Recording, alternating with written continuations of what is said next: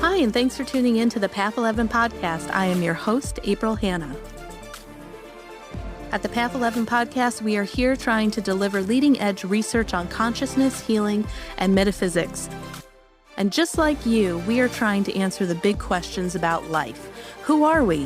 Why are we here? And what is our purpose? We hope by listening to our podcast, it will make each day you live on Earth a little easier to understand. And now for today's podcast. Hello, everyone, and welcome to today's show. I have a really interesting guest that I would like to introduce you to. His name is Chris McCann, and he is a tech business and thought leader specializing in helping successful people and companies remembering who they are and align their life with their purpose. I love that. After many years of professional striving at the expense of personal development, he awakened to the need to cultivate an inner life. Chris charted a new course prioritizing professional achievement led by personal meaning by studying the world's great spiritual texts, training with prominent spiritual leaders, and developing the tools required to navigate life and find real purpose.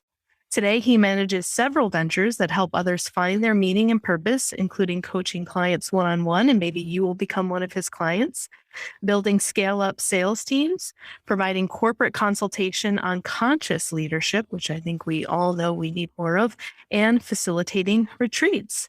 So Chris McCann, welcome to the Path 11 podcast. Thanks for having me, April. It's a pleasure to meet you. Yeah, I'm so glad you're here. And we were kind of talking before I hit the record button. I'd just like to let all of my listeners know that it's a beautiful day in upstate New York, and all of my neighbors are out mowing their lawns. So you might hear something in the background that's just lawnmowers. They should be done soon. And hopefully Mike can do his best with the sound. But if not, I apologize. It's life, which Chris said that is what we're going to talk about today. So welcome, Chris. Yeah, I was really interested to learn a little bit more about your spirituality, your awakening process, and how you bring that into your business, because it sounds like, and you're going to go into more detail, but you probably found yourself as a very successful person in business, but a workaholic. I think I had read that you had a failed marriage, a nice friendship with vodka, and was just probably burning out and really needed to have your life take a turn, which I think so many of our listeners, including myself, we kind of find that pivotal moment in our life where we're like, okay, there's got to be something more to this. I need to shift. So I'd love to hear that kind of happen. Wow. Yeah, so working it backwards, I live here in Santa Monica with my second wife, with my stepson, and with our rescue pit bull, and we're 5 blocks from the ocean. Mm. And if you had told me when I was 16 that this is what life would look like, absolutely amazing. Somewhere in between now and then, it almost got to a point where it wasn't cute anymore and something had to change. So thank you for your kind intro and listening to that. It's like, yes, I am just an idiot in recovery. and that's been, very helpful, in terms of remaining grateful for what is available for me now. And I'd had experiences when I was a kid, for sure. And I have experiences now, for sure. There was a roughly 20-year gap in the middle where that wasn't the case. I met my first wife. It sounds better than ex-wife, because we're great friends, and, having some distance between, that certainly, has made us all friends and family again, where I did what I thought I had to do, right? She was my girlfriend at the time. She became pregnant. It's like, okay, the one thing I know how to do is roll up my sleeves and get to work. And I did that. But by the time I was 22, we had the house, had a motorcycle, had the boat. We lived on a golf course. I was working 70 hours a week, running multiple restaurants at the same time. I did everything I thought I was supposed to do. And I was miserable. Like, wow. I'm 22, 23 years old. I did everything that thought I was supposed to do at a bigger house than my parents. Like, really? This is it? This is all there is? What am I going to do for the next 40 or 50 years? And in a pattern of self-destructive behavior, it was no fault of, my first wife's.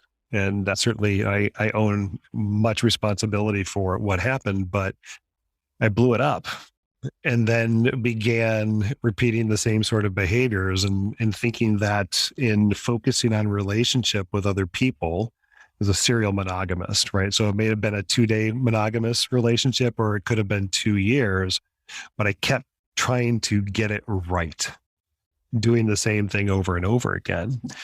Around 37, 38, it was no longer cute.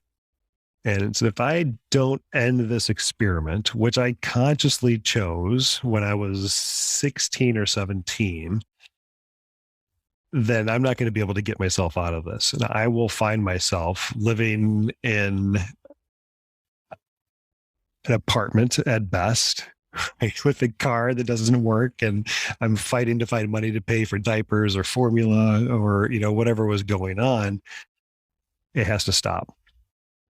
And at that point, when I began to remember certain moments of when I was struck by something bigger than myself, or something greater, or more possibilities or potentiality. And we're gonna fast forward through the arc of my career, but right about the time I met Meredith 11 or 12 years ago was when I was like, all right, I need to get this stuff figured out. And together over the last 11 or 12 years, and she doesn't know exactly how long it's been either, so it's okay. We began to take care of each other and to facilitate each other's growth, but it had to start with me. And knowing that life wasn't working, it was broken. My relationship with my kids was suffering and was, on the edge of not being a relationship at all. So radical self-inquiry, what's been on the menu. And I needed to learn how to search within and go inside myself, as opposed to leaning on external validation or external experiences. And so there wasn't any meditation or anything else. It was just like, Chris, is now or never, right? This experiment's been going on too long. And then we fast forward to a couple of companies ago that I had worked for, and I worked for this incredibly conscious leader. And when I walk into a room as a salesperson and I have a certain amount of energy that I bring in, this is me in retrospect saying this. At the time, I didn't have that level of self-awareness. I'm going to walk in, I'm very impulsive, definitely ADHD, short attention span, but I can walk into rooms of people and move them. And I've always been able to do that. That's just an innate part of one of my soul qualities, if you will. But I don't know that I always use that power for good. So I've been able to channel that. But I had screwed up a contract with the software company that I was working for. And so Art calls me into his office and he just sits me down and he's just beat red.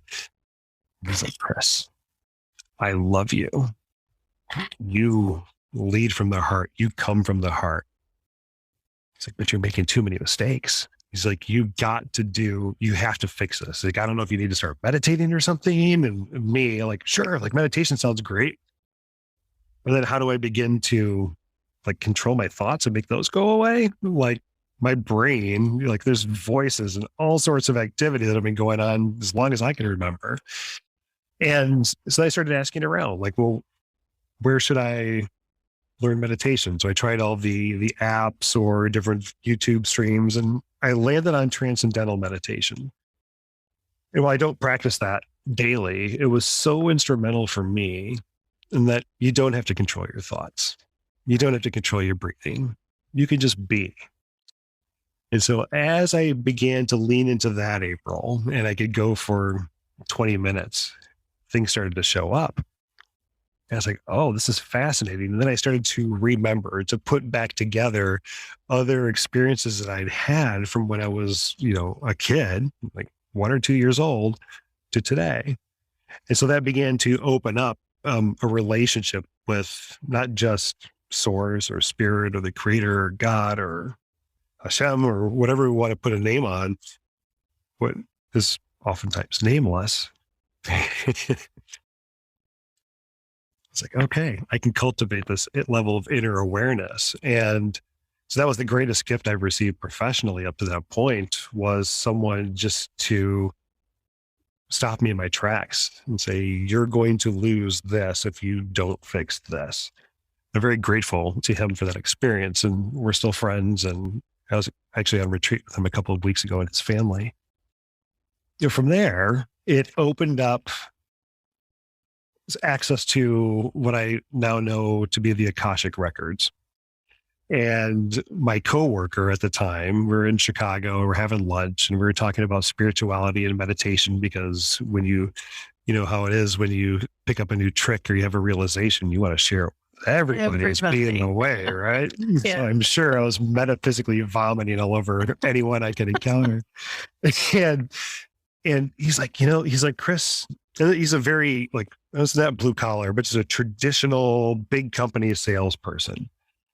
And he's like, I started working with this woman, Linda Howe, and she was in Chicago. She's the grandmother type, and she's taught me how to access the Akashic records. He's like, so, his wife and he would use it as a way to tap in, with each other and themselves. But then he was also using it in a business context as it related to certain contracts and opportunities. And it's like, well, that's really fascinating. And then I remembered reading Edgar Cayce when I was a kid. And it's like, okay, so this is kind of that. I get back to LA and I walk into our yoga studio that was in the neighborhood at the time. And the woman who owns the studio was like, Chris, we have this woman coming in who's going to do Akashic Records readings. And she's like, I thought of you when this was presented to me. And if we do this, would you be interested? It only took me hearing Akashic Records twice in like a week span to say, yes, sign me up. Now, I also said at the time, yes, Effie, I can do this. So, however, I have to get my son to the doctor. I have to do this, this, and this. So I only have half an hour, right? Because I'm very important and I have a lot of things going on and I'm go, go, go, go, go. She's like, that's cool. She's like, I'll talk to Helen and we'll see and we'll make sure that that's okay. Of course, it all worked out. And I get there and there's 6 or 7 of us sitting in a circle. It's the first time I had met Helen. And as we're sitting there, she's like, well, Chris, I understand that you have to leave early. So if it's okay with everyone, why don't we start with you? And so at the time, April, I had also hired a psychotherapist. I'd never had any form of therapy. I didn't know that was available to me, but holy moly, what a difference that would have made 20 some odd years earlier. And I wanted someone like Wendy on the show Billions who could help me deal with difficult work situations and just clean me up, put me back on the field to go produce and go make more money. As I'm sitting down there with Helen, and she's like, okay, she's tapped in. And she's like, well, the first thing you need to know is how excited and how proud of you they are that you're here at this moment. And as she said this, everything around us has disappeared. And then we're in this space together. And there's that level of connection. And she's like, so why don't we open this up? And if you have any questions, like now's the time to ask. So it's great. So life is going well. Got a good marriage. My kids and I are in a good spot. I'm making money and I want to know how to take advantage of where we are today and to just max out, knowing that me being on this wave of where things are actually working well was still an uncomfortable motion for me. And I just assumed that it was all going to go away. And then we had our session. And from there, I fired my psychotherapist because in my mind at the time, as what's past is prologue, and I didn't need to understand all of that. I just wanted to focus on what's possible. My understanding that's different now, but at the time it was what I needed. And after like 3 or 4 sessions with Helen, and I was doing my own meditative work, and it came to me that I should learn how to do this.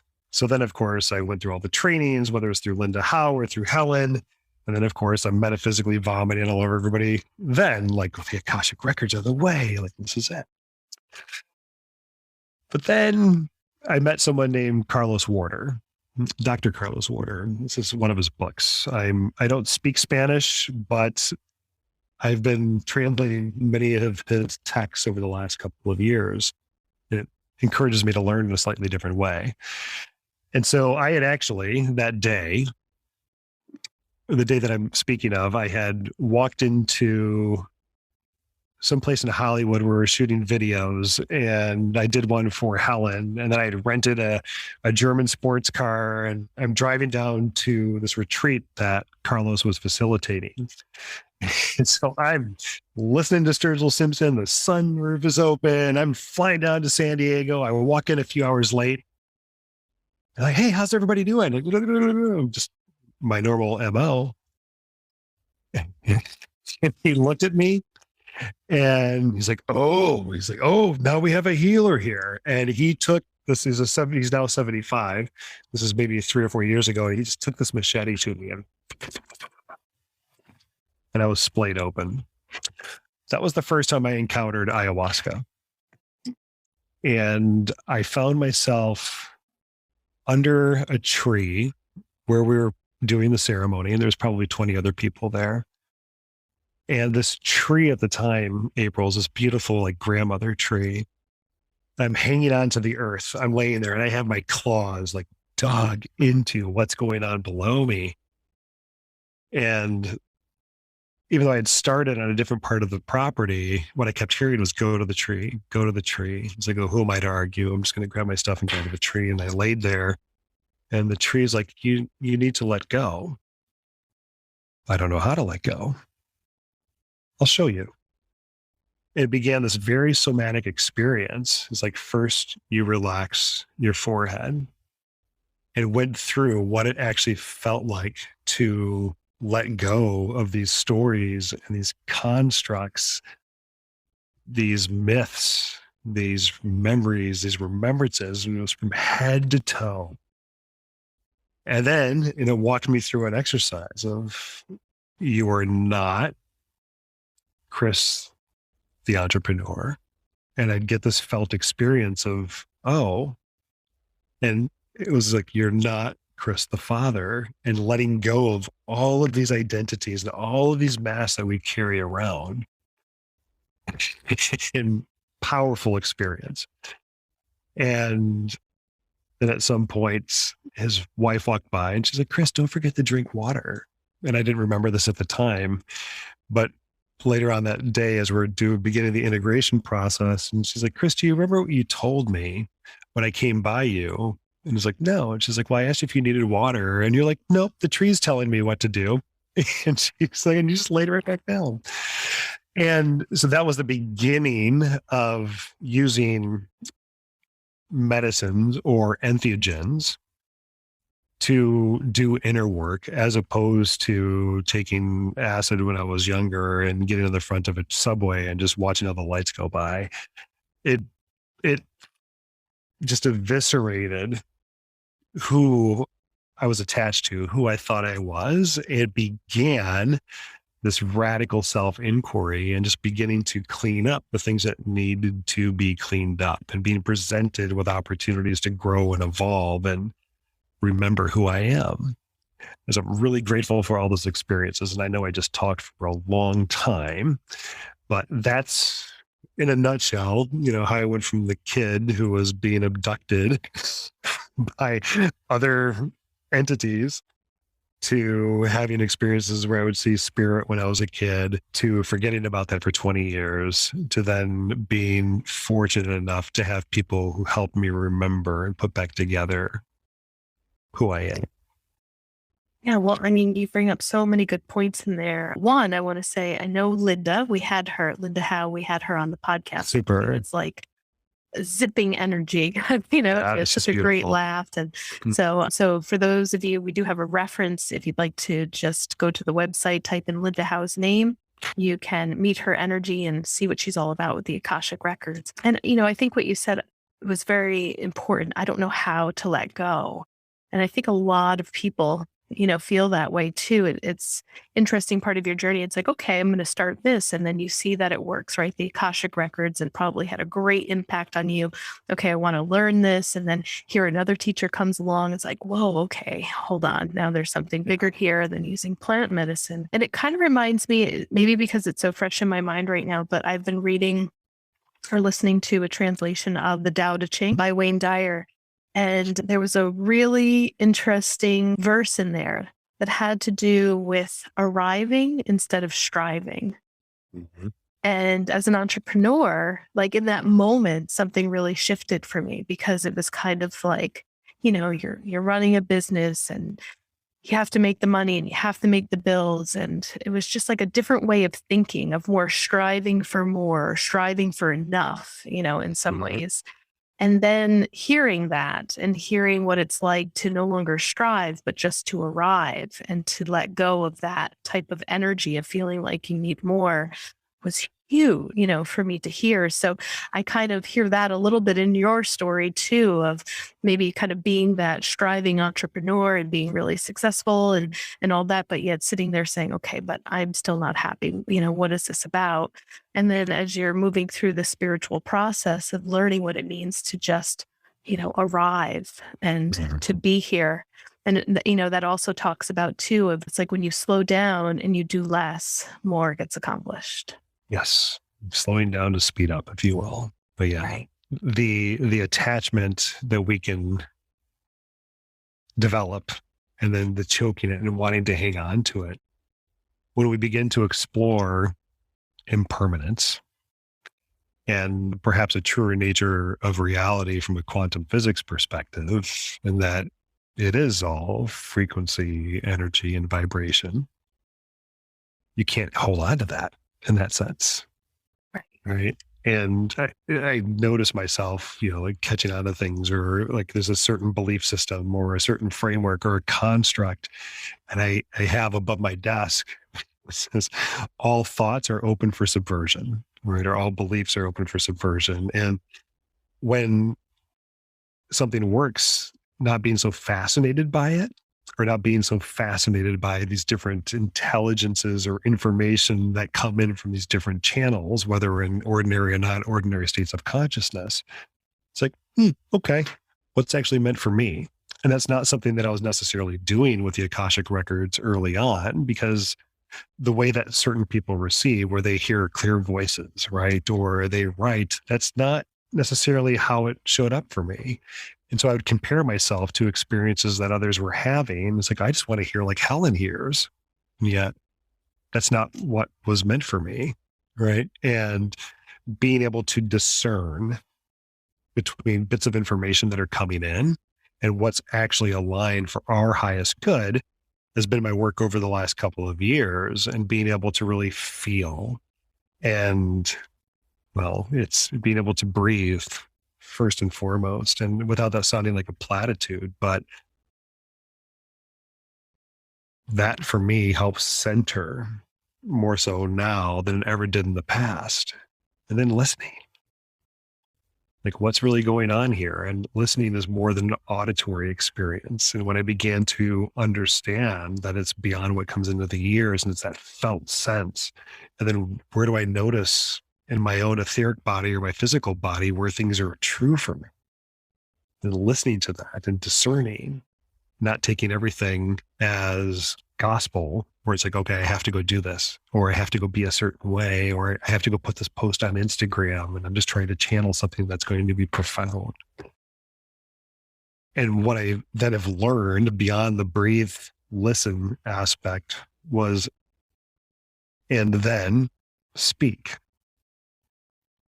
And for someone who, I don't want to say suffers from ADHD because it was undiagnosed for so long, but someone who has ADHD, the fear is that when something comes in, if you don't articulate it, you're going to lose it. And articulating could be writing or like spouting off or doing a live stream or something. Like, no, I don't always have to share what comes in. Like, this is me recovering what is sacred. And so then I stopped all that. And I really focused on being able to discern between information and intelligence, and understanding that different things that do come in perhaps have different agendas, right? And they're not always for our highest good. It's a perspective. Been an interesting journey. Yeah. So when you're working with people and, Mm-hmm. helping entrepreneurs to really kind of align with who they are and their true purpose, how do you begin, to kind of start that journey to focus people a little bit more? I would think that that's probably part of what you're also trying to do is to give people some focus, helping them find that alignment that, this word I think is being overused recently, but like the authenticity, right? Everybody says, I want to be authentic. It's like the buzzword lately, but how do you begin to help people to really get that focus and find that alignment? Where's life not working for you? Right? Where are you getting resistance? Where do you feel as if it's not aligned? I had it's part of going from my 2-pack a day smoking 50, 60 pound overweight Chris to one that was investing in my body. I had hired a personal trainer. This is 15 years ago or so. And I don't know why I was thinking about the story, but when we began our work together, April, and I just quit smoking, and I was getting up at 4 o'clock in the morning to go do this workout on the way to work. And we were doing a lot of bench pressing. And a few weeks later, he said, Chris, he's like, you were walking out of the gym the other day, and some of the folks, like his peers or his personal training peers, were like, the transformation from a physical perspective was profound just over a few weeks. And he's like, and that's why I like to work on chest exercises, because I know that if you see results there, that you're going to buy into the program that I've developed for you. And so it's really important, and I'm leaving plant medicine out of this particular part of the conversation, where if someone reaches out to me on Zoom, or someone isn't open to, or on like LinkedIn or Slack or Zoom or whatever, and someone isn't open to using entheogens as part of their own self-discovery, we need to identify, one thing. What's that one metaphysical muscle memory that we can exercise where you're going to experience results and that life is working a little bit better for you? And a lot of it is open-ended questions, but I want to get a sense, and I'll go in, when I begin these conversations, so that whatever I'm receiving is, a little bit out of the Chris mode and a little more in spirit mode, if you will.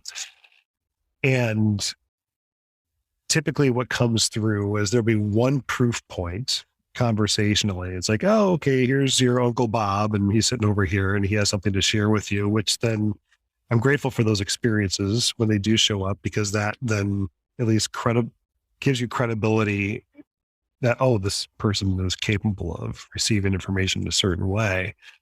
And I don't like the whole stump the psychic approach. But then we'll go in and it's like, I just want to get a sense of what your life experience is and why we're together. If there is one thing that we could take a look at, focus on, where you're getting resistance, or you notice a pattern that's repeating itself over and over and over again, and you want more context and understanding, what would that be? Sometimes I find myself in the same sorts of relationships over and over again. Sometimes they're starting a business and yet they can't seem to monetize it. And so then we're talking about attachment. I'd say it's different, but it's usually the same stuff for everyone. And it's really interesting how across the human experience, no matter what the socioeconomic status is, no matter what the religious upbringing may be, or the current belief system or sexuality, et cetera, and that there's the same sort of baseline, and that people just want to understand that there is some meaning behind this. So there's some level of, I'm going to use the P word, but some purpose, right? What else is really available to me here? And to help provide context and to help illuminate right? And working together with folks and being able to bring some light into situations that perhaps they weren't able to identify consciously. And we'll go in and we'll meditate together. And oftentimes when this happens, April, it's really beautiful where we'll just go in together and we'll start to see some of the same things. And I can have this experience with someone and they can have it with me where we can identify together what's showing up. I'm really grateful for being able to do that from time to time, because as we're in the space together, I want for you to find your own answers. I am not anyone's healer or guru, or like, I don't want any attachment to any of that. Where I find the most powerful experiences, not just for myself, but for the people or the organizations that I'm working with, is when they find their own answers and I'm supporting and helping. Because when we find our own answers, as opposed to having to pick up the phone and pick your local psychic medium, then you're invested. Then you realize that you have the ability to heal yourself and to make yourself a little bit more whole. And that's how I like to operate with people.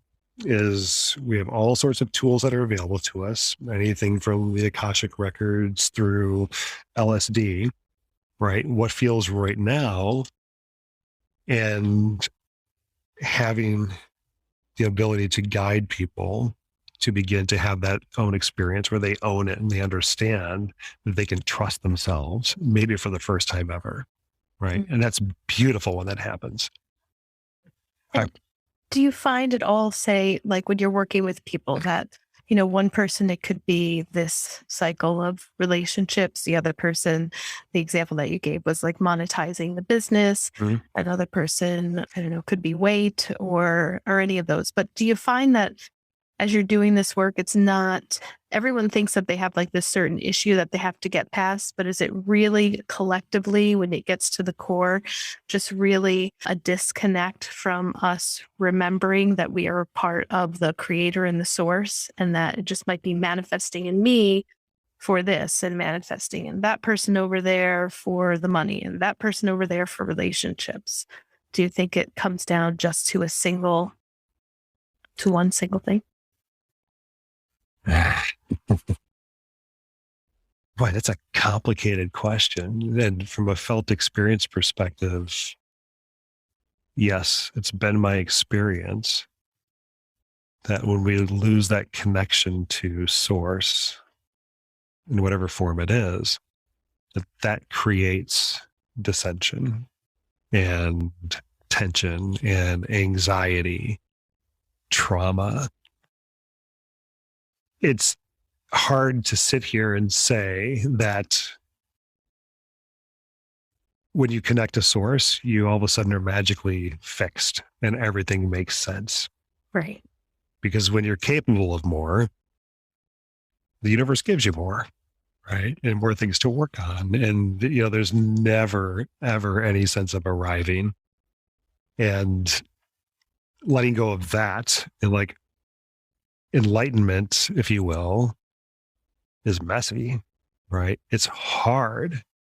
And we're not, as humans, designed to always be happy, right? And for things to always make sense.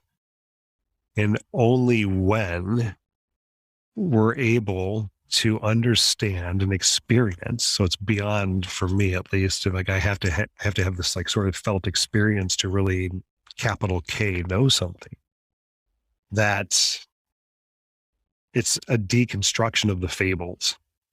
Then, okay, maybe I'm a little bit lighter today than I was yesterday. And that from a material sense, I can touch this table, but this table is just frequency, energy, and vibration that's there because this is the experience that I chose. And if in fact I did choose this experience, what's available for me here to learn, right? Why out of all the multiverses that exist out there, did I choose this one? and in my own journey, April, and I've become less and less fascinated with the external experiences or wanting to peek through that particular portal or dimension, and trusting that this is the moment that I chose now. What's to be learned here? What's to be shared here? And my own life experience has become so much richer and so much more profound as I've began to let go of these constructs and sit in the space of potentiality, possibilities, probabilities. It's, what David Bohm, refers to as the implicate order or the unfolding. And it's like, okay, I chose this. I take responsibility for my decisions and for being here. I'm not fascinated with being outside of my body as much. I'm not fascinated with the possibility of, extraterrestrial relationships. I want to be here. And that's taken me 40 some odd years to actually say, I want to be here. Now let's play. Because for so long, I wanted to be elsewhere. Does that make sense? Yeah, it does. I mean, I guess what it makes me kind of think about, kind of going back to my question, I would agree with you. It's like the work is never really done, but it feels like that there kind of are layers. So, and correct me if I'm wrong, and maybe you haven't mastered all of the layers of the flesh, but if you have a person that, say, like yourself, gave up the addiction, right? So alcohol isn't an issue right now. It sounds like the physical body is well taken care of, is well nourished, is at a healthy weight, who have fixed whatever the relationship love thing is. And it sounds like your marriage is stable and that's in order. And then you might have even mastered the financial piece, right? So I kind of look at those as like a level of consciousness that can be, though all those things can be very distracting, right? But if a person keeps working and working and working, and you can kind of master those levels of the physical, then I see like some people like you and other people that I have interviewed and other teachers of mine, that's where it does appear like that they have arrived. And then there's a deeper understanding of the work is now of service, of kind of being in the Tao or in the flow, and how to stay in that energy even when other stuff comes. So it's kind of like there's always something to master per se, but I feel like if you can help people get through the stickier, lower, denser energies of the flesh, then it's almost like, when I've heard people say when you get your black belt, like then it starts. Yes. So if you can conquer some of these other things that can distract people from really relishing more in maybe the spiritual path, even though that's a part of the path, I kind of feel that it's being like the thick part of the woods, and then eventually you get to a clearing and an opening, and then it feels like a little bit easier to walk in the woods and more appreciation. So I don't know if you've experienced that yourself, that, even though you're not battling, say, addiction anymore, or relationship failure, or your body weight or this or that you're still working, but it's also at a different awareness, a different level.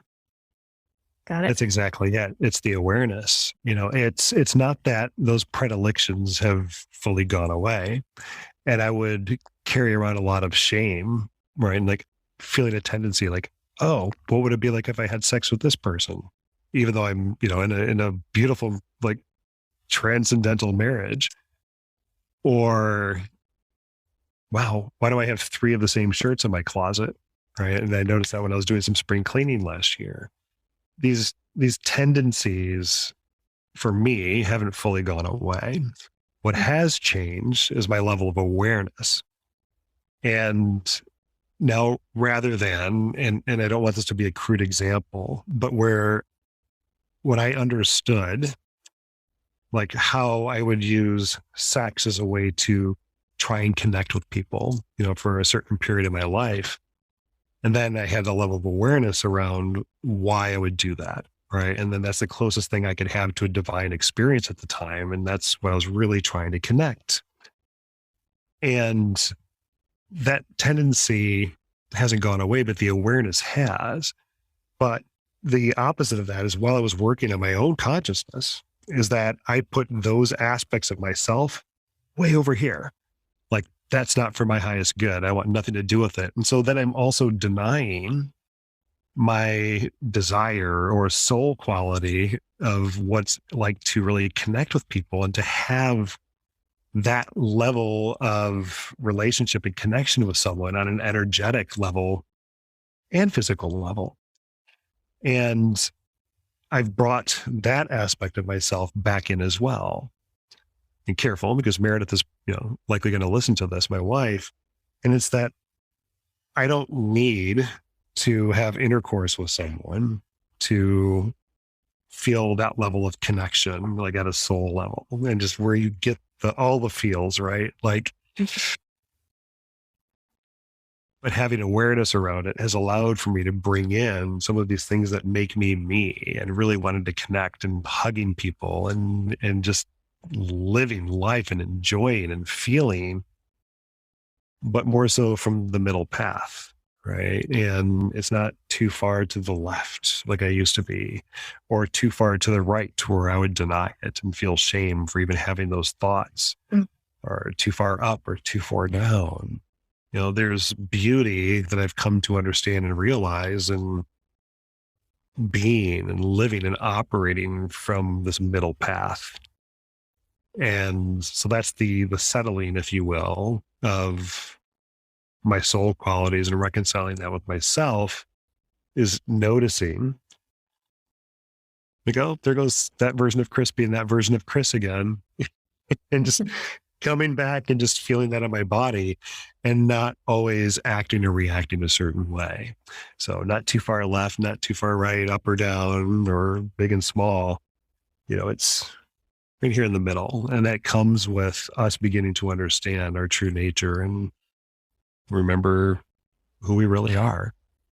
Yeah, and that awareness piece is so huge too. Like you said, just kind of that saying, it's like when you see it, you can't unsee it.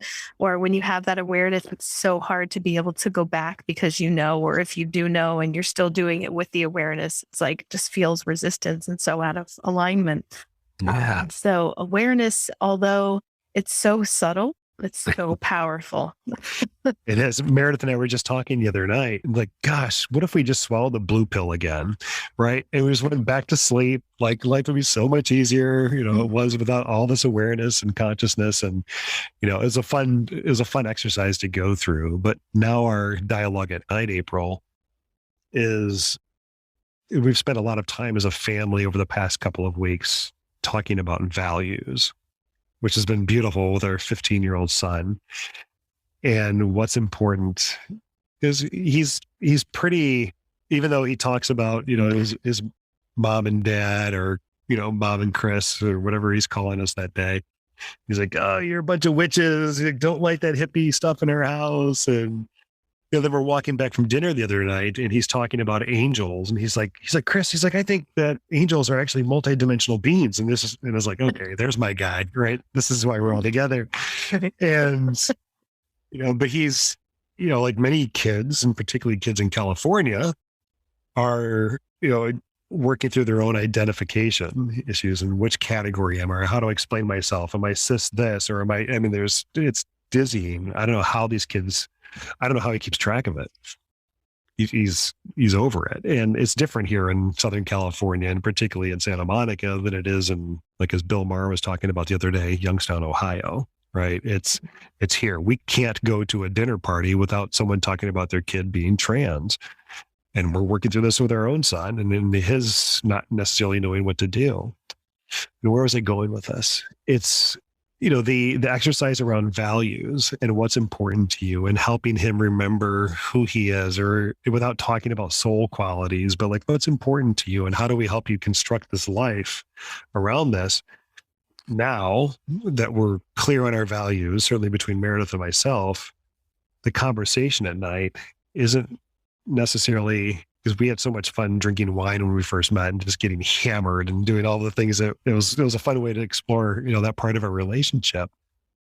Now at night, we ask each other, okay, so Chris, where did you betray yourself today? And that's a really powerful question if you're able and willing to be vulnerable. I won't use the A word, but to be vulnerable and honest and introspective with yourself. And that doesn't mean that I blew my coffee budget today, so I need to come clean on getting an extra shot of espresso, from Bluestone. And it's, well, where was I not aligned with my core value today? And that's not just amplifying our own relationship, right? And taking it to a different level, but that's also opened up more of a relationship with myself and a way to hold myself accountable and check in on who and what I'm responsible to and for. Yeah, beautiful. What a beautiful takeaway question for everyone to have. That's pretty deep and intense. And even if you don't have a partner to ask that to, great way to like end your day to ask yourself that, you know? Mm-hmm. So, Yeah. Or just Slack me, right? Ask yeah. me. Yeah. All right. Well, Right. we're coming close to the end of our show. So why don't you let people know how they Wow. can? I know time flies when you're having fun. How can people get a hold of you? And I also saw on your website too that you do like these sacred ceremonies. So does that involve the plant medicine, or is that just more of a retreat? Okay. Yeah. It does. And that varies, right? So, here in LA, there's no shortage of people that do that type of work. The challenge that I've noticed in talking to others is that there's not a lot of work on the integration side. And the work that I've done with, my friend Sleepy Eye, when we do teepee ceremonies together, is that the ceremony starts the minute you walk out of the teepee. And building community around, okay, so I had this experience. Now, what do I do with that? And that's a space in which I really like to play. So it's almost like you get PTSD from perhaps not having a proper medicine ceremony. What do you do with these experiences that you've had? We do quarterly teepee ceremonies, do monthly ceremonies around here using other modalities. And oftentimes it's different for different people. So if I have 6 or 7 people show up, or if Meredith and I are doing something together for couples, it's intuitively led. And, I'm not prescribed to like, okay, you're going to get ketamine and everybody's going to get ketamine. It's just kind of tapping in and getting a sense for where everybody is, getting a feel for the group and trusting that the intelligence and the information that's coming in is what's for their highest good. And profound, beautiful experiences that we've had in our community in helping people with these significant shifts. It's such a privilege and a responsibility to be able to do this type of work with folks. So we do them quarterly. Usually they're somewhere in Southern California. And then here, in our backyard, not literally, but here in Santa Monica, we'll do things once a month. And we pull together groups of 5 or 6. It is incredible, the breakthroughs, and then seeing these folks because they become friends and part of our community, and how they've taken these really subtle shifts and where they're beginning to operate now. And oftentimes I do this work without plant medicine, right? It's just whatever shows up is how we're going to operate. And sometimes it's even a placebo sort of effect or something light. I was working with a friend's mother 2 weekends ago. She's 66, 67. She came in from Brazil. And as we're sitting there, she's like, I just want help. Like whatever. It's like, okay.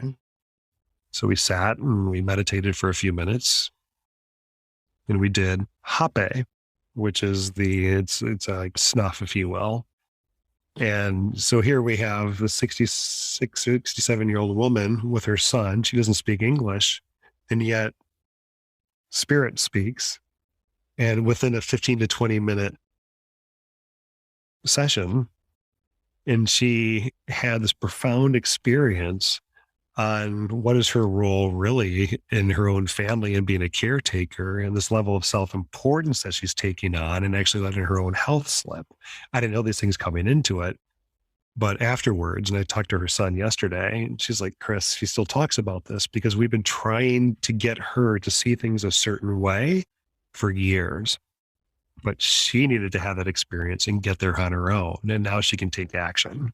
Right. And that's the beauty of this is I love being able to serve in that way. Mhm. Anyway, yeah, Awesome. Very cool. Well, just keeps getting better and better. it does. So Chris's website is chrismccann.co, right? Yes. Okay. Yep. Yeah, we'll put that in the show notes. And you also have a podcast. I want you to have an opportunity to talk about that too, since we're both podcast hosts. And I'm sure my listeners are looking for another great podcast. So what's your podcast? Awesome. Thanks. We're launching it, relaunching. I've changed it from Stump the Psychic, Soul Dive, and actually next week, Internal Affair is what's coming out. And Internal Affair is designed to play off of this experience of where everything is an inside job, right? And when did radical self-inquiry lead you to begin to create a better life for yourself?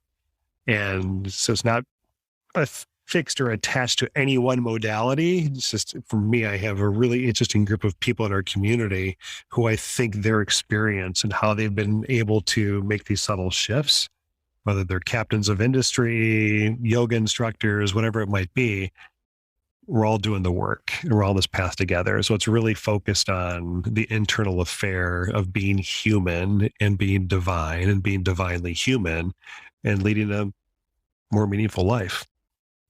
I love it. All right. Thanks. Well, thank you so much for being here. And thank you all for listening. I hope you had some great takeaways. This was a really fun, just great conversation. And I really, really enjoyed it. It just felt good to speak to you. And again, we'll put everything in the show notes. So thanks again, Chris, for being here. And thank you all for listening. And I will be sure to bring you another fascinating guest next week. So take care, everybody. Thank you.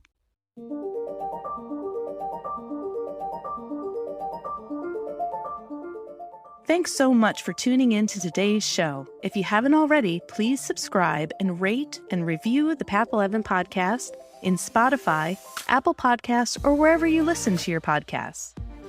Also, this podcast is made possible by our sponsor, Path 11 TV. Visit path11tv.com to start a 7-day free trial and start streaming over 100 hours of exclusive video content on consciousness, healing, and life after death. That's path11tv.com, and be sure to use coupon code podcast30 to take 30% off your annual membership. Start satisfying your spiritual curiosity with a membership to Path 11 TV today. Bye for now.